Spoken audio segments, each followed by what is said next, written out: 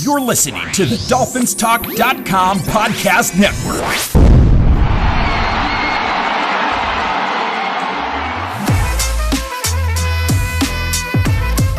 It's the TuAmigos Podcast with Carter and Jorge at DolphinsTalk.com. Welcome to the TuAmigos. My name is Carter, and we're coming off of the first game of the season, the first win of the season. We're moving towards what seems like could be a beautiful AFC title after week one. Don't jinx it, you big asshole. I'm not trying to, but I see your point. Welcome to the show, Jorge. I mean, what are your thoughts? Can we ever have just an easy game? One that, we win, we relaxed, it's fine throughout, where we're just not panicking every other possession? We had a lot of those games last year in a row, but for the most part, the important games, they're never like we're always going back and forth, for sure. Okay, let me say this again. Is there any way Jason Sanders could help my heart in not having a heart attack at some point? Yeah, that guy does not kick the ball straight. He kind of kicks it with a swivel, so it always seems like the ball's gonna curve right or something. You know what I mean? And he did miss the extra point. And then the extra point, yeah, the extra point. Honestly, when that missed, as Dolphins fans, for a fact that you thought we were gonna lose by one. I was sure of it. I was too. I looked at my girlfriend. I'm just saying girlfriend because I like to say it, I looked at my girlfriend who was watching it with me. She was wearing a Zach Thomas jersey. I made her wear a jersey. And I looked at her and I said, we're going to lose by one. I might as well go to my room. I ended up watching the last drive, but I for sure thought we were going to lose that. Dude, I was sure of it. I was like, this is so Dolphins, offense plays their minds off. Tua has 400 yards and we're going to lose it because we missed the extra point. Yeah, and it's something is about, like, when you miss an extra point, no matter when you miss it during the game, it somehow always comes back around. Like, you could miss it in the first quarter and you're going to lose by one. It's interesting. It's interesting that you mentioned that, Carter. Sorry for interrupting you, but there were so many instances in this game where you're like, this is going to come back and bite us in the ass at the end. The snap and in the first half. Right. Yeah. And then it didn't. No, all of the things that should have fucked us at the end did nothing at all. The first drive, you're like, we look beautiful here. And then that fumble, and you're like, yeah, that's definitely going to be the difference for the game. The extra point felt like it was going to be the difference of the game. The weird interception by Tua felt like it was going to be a difference. But none of it mattered, and we came out victorious. And really, like, we're aiming down the barrel, honestly, of everyone's calling it the Tua revenge season. So how are you feeling about the narrative of Herbert Tua after this one? I mean, I think, both are. Herbert isn't a good quarterback. I think he's very spectacular. He's big. He's got a cannon for an arm. He does. But, I think the mental traits of the game for him are severely lacking. And I think Tua, has elite accuracy, elite anticipation. He really knows how to manipulate the defense. And he's clutch, right? 5 come from behind wins in the fourth quarter in his career. This last one, he was truly clutch. That pass to Tyreek at the end, that fade was just beautiful. The 3rd and 15, that was my favorite pass to Berrios. Where he put it right in the sideline, where only Berrios was going to catch it, and he did. I think it's safe to say Tua is the better quarterback. Yeah, but Herbert is the better athlete. Yeah, and I think, like, you could tell by this game. I think they were saying a lot of early on in the game. They were saying, "Oh, the Chargers are trying to." Have a lean on the run game a little bit more this season and not have Herbert throw the ball 60 times. However, that looked to me like they were just babying him. Like, they were not giving him, they were like, Eckler's our best player. We're going to lean on Eckler. Herbert's more going to be like, sort of like what Tannehill is to Derrick Henry. That's kind of how they used him. Don't you think? I think so. And I don't think, honestly, I think we were giving them the wrong game, and I think that was Fangio's plan. Like, run all day. I don't give a shit. There's going to be Yeah. a point where you're going to have to pass the ball, and then I'm coming for your ass, and he did, right? Honestly, that might be the game plan.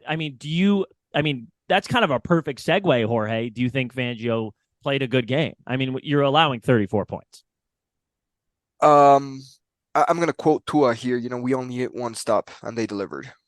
When he needed to make a stop, they did. Yeah. They had, 2 sacks, a grounding call.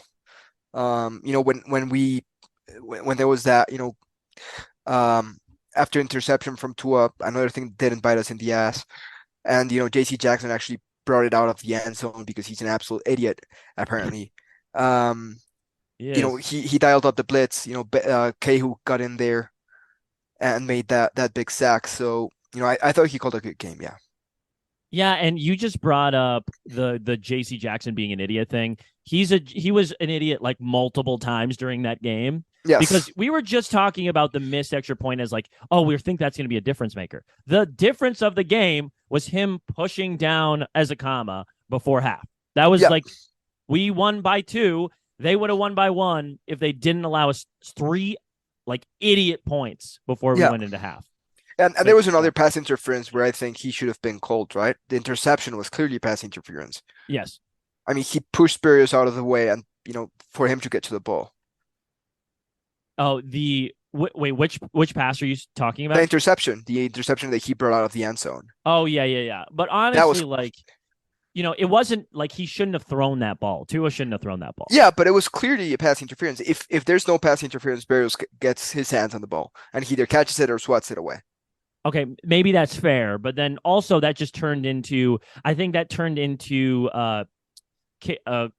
Kohu's sack that led to our touchdown on the next possession. So it didn't really matter all that much in the game, but obviously because he took it out of the end zone. If he didn't take it out of the end zone, they would have got it hit to 25, and maybe they score a touchdown on that possession. But yeah, I agreed. Or like a normal punt at least. Okay, so. The big things this week, I guess the biggest headline you'd have to look at is, like the AFC East. And I don't want to be that guy that accidentally jinx us. I'm not trying to do that. Let's not. I'm Skip not over this segment. Skip over it. I'm not going to make a big statement then. What I'm going to say is it looks open. It looks open right now. Bills look like trash week 1. They were playing the Jets, who have one of the best defenses in the NFL, of course. But they still look like trash. Josh Allen looked like trash. And the Jets snuck that win out, but they're not going to win more than 8 games this season. Is that fair to say, Jorge? I think, we cannot call the Bills trash until we beat them in the division. They look so bad, though. But, they've looked bad before, and last year we only managed to, split the series, then we lost there in the playoffs. So I think, we have to go through them to win the division. I think the Jets defense looks elite. And I'm speaking like top 2, top 3 unit in the league right now. I think that's going to be a hell of a matchup against their offense. I think that's going to be a great game. I think the Patriots managed to stay and hang on against the Eagles. So, I think it's open, but it's definitely not going to be easy for any of the 4 teams to win that divisional championship. Okay, we can count out the Patriots as a huge competition here, right? Don't you think their defense is good though? Yeah, for sure. And Mac Jones with an offensive coordinator looks, somewhat competent. Yeah, he had 3 tutties against that Eagles defense. That's fair. 300 yards. Yeah. Honestly, they're the surprise of the week, really. Yeah, I agreed, and I just don't think it's going to be, a cakewalk. I will say this: I think Tua and the Dolphins' offense definitely looks like the best offense in the division. I mean, that's for sure. That's for sure. That's totally for sure. That's the way it looked in the first week. Our defense also looked like the worst of the 4 defenses this week. Right. Okay, so then let me ask you this. After this Rodgers injury, with Zach Wilson at the helm, how many wins do you think they get? And how many wins do you think the Patriots get? Let's just start there. I think they're both in the same, 7 to 9 range this year. Okay. And you said that you think we were going to win 12 games. You said that last week. I did. Okay. So they're not competition for the AFC title. That's all I'm saying. Yes, but it's not going to be easy. I mean, the matchups against those, three teams are not going to be easy. It's not like we're going to say, oh yeah, Dolphins are going to go in, to Foxborough, Buffalo, and, New Jersey and, just, shut them down and score 40 on each of them. That's not going to happen. It's still going to be a tough, grinded out matchup against each of those teams. No, I know it will be. Like, it's going to be so frustrating because we're going to look electric against every single team except for like the Niners, the Patriots, and the Jets. Like, we will look like gods against every other team, but then we'll play those great Dude, defenses. can you stop jinxing it? You know that we're going to look like gods against everyone I think we're else. going to look good, and I think there's some matchups that are going to be, in our favor.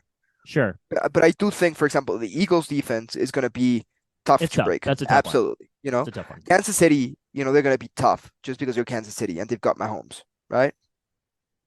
Right. I mean, That's true. Dallas defense on Christmas Eve is going to be sorry. hell of a matchup. I forgot about the Cowboys. Sorry. Okay.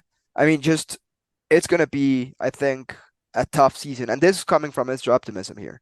But, I'm not going to be like all cocky, like, oh yeah, we dominate week 1 and we're just going to, sweep the floor with everyone else. It's going to be a tough matchup. I mean, we do have one of the toughest schedules. The Raiders looked, somewhat competent as well. Mm-hmm. Denver, despite Russell Wilson and whatever, they're well coached. So it's going to be, a tough sledding. Okay, it'll be, maybe I'm making out to be a little bit easier, but my point is that, we have the Patriots on Sunday. We'll talk about that in a second. My big question to you is, this Rodgers injury sort of, and I feel really, really bad for the Jets fans. If you're a Jets fan listening, I don't know why, but I feel really bad for you because we're in this situation where when we have things set up like this for the Dolphins, Tua gets injured every season, and so we know as Dolphin fans the pain that you must be going through after getting Hard Knocks, and like Hard Knocks was fantastic, and you finally have like a franchise guy for 1 or 2 years, however long he was supposed to last, and he tears his Achilles in the first 4 plays. That's just friggin' awful. That being said, it's fair to say their season, especially their Super Bowl odds, are just almost to zero, okay? The thing I have to ask you, Jorge, is a lot of people are saying the very same thing about the Dolphins, that the Dolphins, if Tyreek Hill goes down, not even talking about Tua, obviously, if you lose your quarterback, you're done. If Tyreek Hill went down with an Achilles injury, with a knee injury, is this season, are we not even going to the playoffs, is my point. Are we as paper thin as a lot of people think we are? I think, when we talk about quarterbacks in the league, I don't think there's many teams that could survive losing the quarterback, right? If Patrick Mahomes goes down, where's Kansas City? If Justin Herbert goes down, where are the Chargers? Sure. I think, one of the teams that is better equipped to lose their quarterback, ironically, are the Ravens and the 49ers. Mm-hmm. Because I think they have good backups and for the Ravens, and I think the 49ers are a very, QB friendly system where you don't have to be a great quarterback to execute it. But what about Tyreek Hill? What if we lose Tyreek Hill? I'm getting there. Oh, okay. Sorry, my bad. Jesus Christ. I jumped in. Sorry. You're so impatient today, man. I think, if we lose Tyreek, I think a lot of his production could still be covered by Jalen Waddle. I think it's when you lose Jalen Waddle and Tyreek Hill where you have issues. I mean, Jalen was quite quiet this game, right? I mean, we all saw that. He was. Right? So I don't think that losing Tyreek, losing a player of Tyreek's caliber would be a huge blow for any team. I just think that his production could be somewhat covered by Jalen. Okay, so you're saying if Tyreek Hill goes down, we still have a shot at the AFC Championship. Yes. That's so optimistic, especially after his 215-yard, 2-touchdown performance. I mean, like obviously those are opened up by each other. Like Waddle's production is opened up by Hill's production and vice versa. Don't you think? Yeah. So, okay, well, I guess you're back to the optimism train. Okay, so let's go to this real quick before we move on to kind of I would have to say the Patriots matchup here. I want to say one really quick thing, and that is that coming out of this game, why I'm so excited going forward is we don't have to play Herbert for a while, most likely. Maybe we play him in the playoffs again. We get that fourth matchup. Yeah. But Tua finally, because that first matchup that Tua played Herbert, it wasn't really a matchup that had said anything about either quarterback. They were both rookies. It didn't matter. Our defense was dominant that game and made Herbert look bad. But honestly, who cares? They're both rookies. The second year when they played each other, the second time they played each other, that was more of like a humiliation moment for Tua. This redemption game that he played, 466 yards, 3 touchdowns, it will live in people's minds going forward forever. Like this debate against Tua and Herbert that's going to go on for the millennial is going to now, it has tilted so strongly towards Tua that people are starting to wonder, like, oh, were we just dazzled by Herbert's arm? Like you were saying at the beginning of the show, were we just dazzled by this athlete? And I'm seeing like TV personalities take Tua's side. I'm watching the very structure of this argument fall apart, and I'm just loving it. And I like I said, this revenge season that Tua is about to go on, it started out correct, and from here, I just want to see a playoff win, and Tua will probably be cemented as one of those top 5 guys. So I don't know. I know I got on a soapbox right there, but watching this Tua Herbert thing finally cement itself, tilting towards Tua, just felt good. I'm with you. I have nothing else to add to that. So both monologue you just did. Thank you. Thank you. I appreciate it. I got passionate in that moment. All right, so here we go. Let's move on. In that Chargers game, however, the throw that people are the throw. When I say the throw, you know what I mean. Tua stepping up, stepping up, putting it, right on the numbers for Tyreek. Yeah. Is that your favorite Tua throw of all time? No. It's not. It's not. Is it a top 3? It is top 3, I think. So give me your top 3. I think my top, as I mentioned, my favorite throw from this week was the 3rd and 15 to Braxton, right on the sideline. Oh, yeah. That was a hell, and I mean a hell of a throw. It was. I think the long pass against the Niners last year would be my 3rd, and then, this one. I mean, there's 2 of my favorite Tua throws in this game, so, the Braxton and the Tyreek one, so yeah. Yeah, obviously, I'm probably on the same wavelength here. Honestly, I think probably that's my favorite throw of all time just because of the stakes of it all. It's 3rd and 10. If you miss that, we lose the game. So yeah, I think the stakes of it all in that moment, showing that, like a lot of people are like, I was watching the people who hate Tua break down this tape, and people were talking about how like the thing they hated most about Tua was that he couldn't do things, kind of off script. You know what I mean? So he would hike the ball. If he would telegraph his pass to the wide receiver he was going to throw it to, if it wasn't open, he would just throw it there anyways. Yeah. And people were so worried, like, oh, if he was pushed out of the pocket, if he had to do things off script, can he still make those elite throws in big moments? And honestly, Tua hasn't showed a lot of that over the last couple of seasons. That was the one time that he made not only the biggest throw of the game, that was an elite player throw. That's what elite players do. Let me break down something. Do you know who was the first option in that play? I'm not sure. It was Jalen Waddle, and he slipped. Oh, interesting. Yeah. He was coming across the formation, slips. You can see Tua's about to throw it when he slips down. Tua realizes he has to step up, improvises, looks at Tyreek, throws it down there, and just a great play. Right, exactly. So it wasn't even the first read we're talking about here. You know what I mean? Yeah. Like, these are the plays that, like, in Aaron Rodgers' prime he was making. You know what I mean? I think that play answers a lot of the questions about Tua. That's what I'm saying. And I think that's what everyone says when they say it's their favorite throw of all time from him. It's because it's unlike any throw he's ever made. Yeah. And people said this constantly. He is not capable of it. Well, the proof is in the pudding this week as we go forward. So Yeah. I would say that's my favorite throw of all time. I'll give a second, a kind of a honorable mention to a lot of the throws in the Ravens game, just because I was so hyped. Okay. Okay. Especially the last one to Waddle that finished the game out. Okay. So let's move on to Sunday Night Football. Jorge, for the life of me, I just found out it was Sunday Night Football because I was watching like the preview video that the NFL.com always puts on their YouTube channel, and it said Sunday Night Football, Patriots Dolphins. I had no friggin' clue we were on primetime football this Sunday. What are you thinking?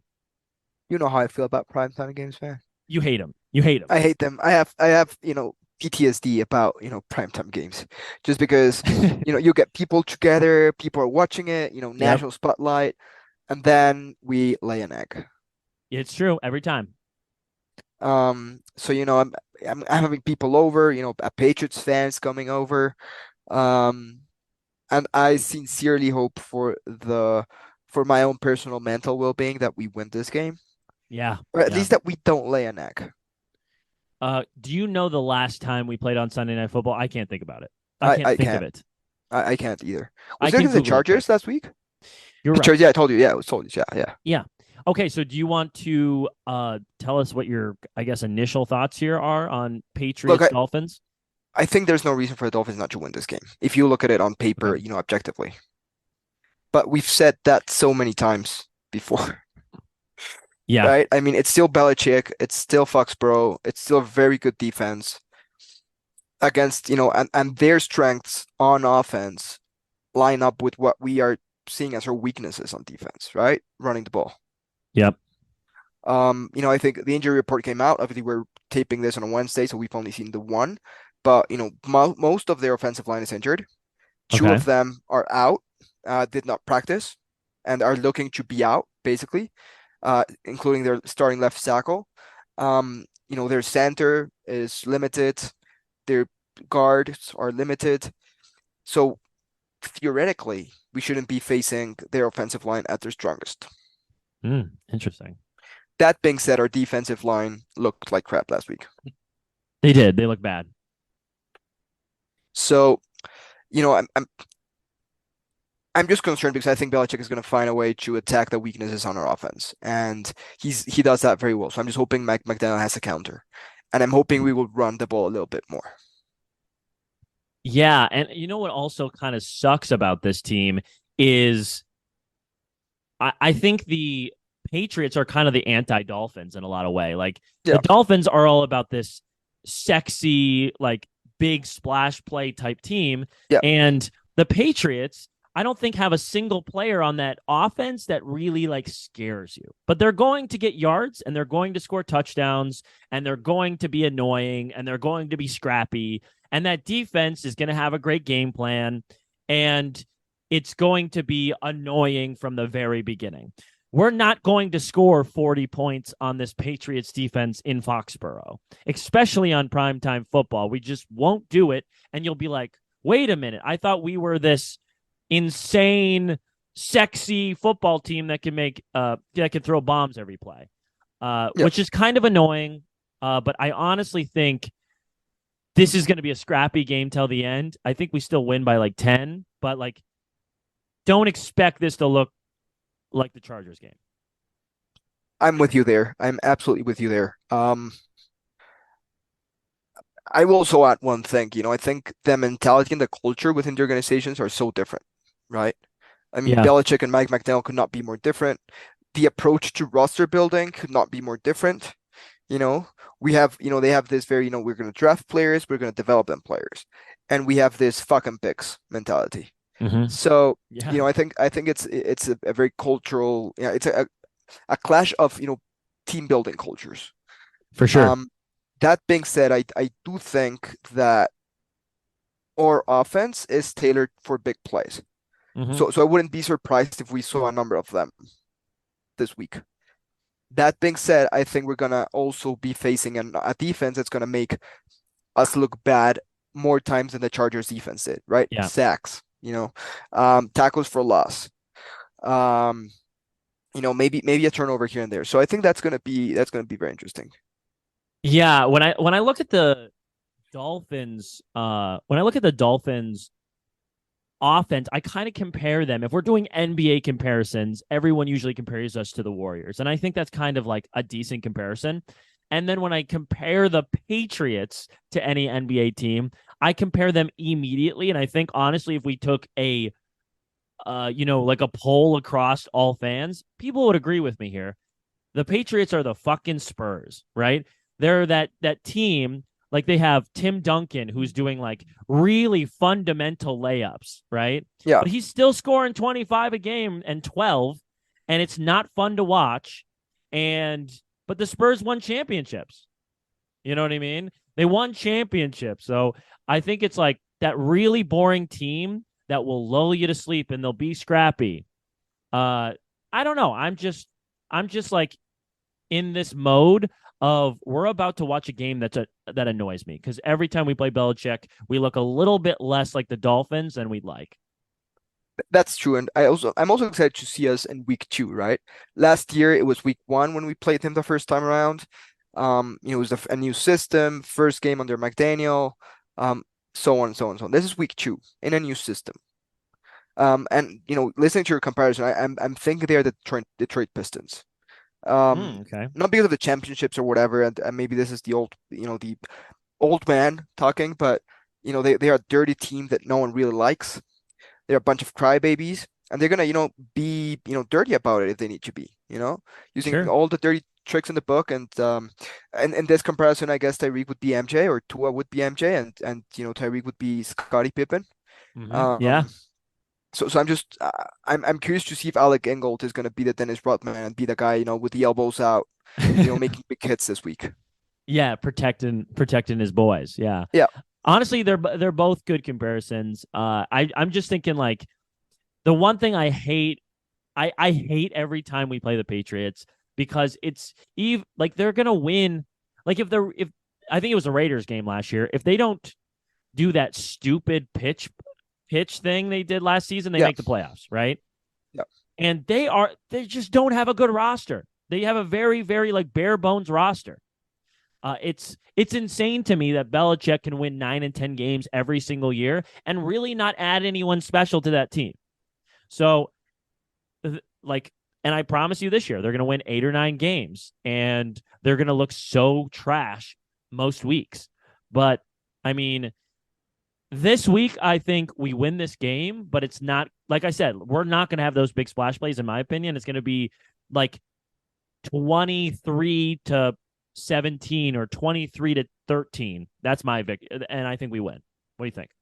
I think we win. And I was just looking throughout the throughout the Patriots, coaches roster because as I heard you talk, the Patriots are very well coached, right? Yeah. We know how good, Belichick is, and I think that the key person in that staff, the person that I'm concerned about, is Gerald Mayo, who officially has the linebackers, coach title. Sure. But everyone knows that he's basically the head coach in waiting for the Patriots now. Interesting. So and he's very good. Yeah. No, I agree. I'm curious about that. Him against McDaniel. Knocking heads from one side to the next. That will be really interesting. What do you think score wise here? What are you predicting? Look, I'm thinking the Dolphins don't score less than 3 touchdowns, to be honest with you, and I'm hoping a couple of field goals. So I'm gonna say 27-9. Oh, you think it's gonna be a thrashing? That I'm just trying to keep my mojo going, and I predict the same thing last week, so I'm just gonna keep going until as long as that works. To be honest, I don't think there should be a reason for us to lose to the Patriots ever again or not ever again. I guess not until the end of time, but for the next 3 years, we should go 6-0. At least how I look, I think the trajectory looks. Back in the day, the Patriots used to thrash us every time, and it was because they were just building this dynasty that was going to always be better than us with Tom Brady for a while. And I think the moment it switched back for me, where I go, the Dolphins are officially in their dynasty mode, and the Patriots are officially in the downward swing, is last year the first drive of the season, basically, versus the Patriots, where Waddle ran through them like butter for a touchdown. It really didn't even look like the Patriots players were trying. And I think that was the moment where I was like, we should not lose to this team for another 3 years. They just don't look like they can match up with us when we're full strength. Fair enough. Let me say two things. First of all, even during the dynasty years, the Dolphins usually split with the Patriots, right? Yeah, in the late years for sure. And Tom Brady, the team that he lost the most against, right? It was us. That's a good point. So I don't think it's ever going to be an easy game, and I'm not going to go ahead and predict, 6-0 over the next 3 years because I don't want to jinx him, and I'm not an asshole. Okay, yeah, fair. Fair enough.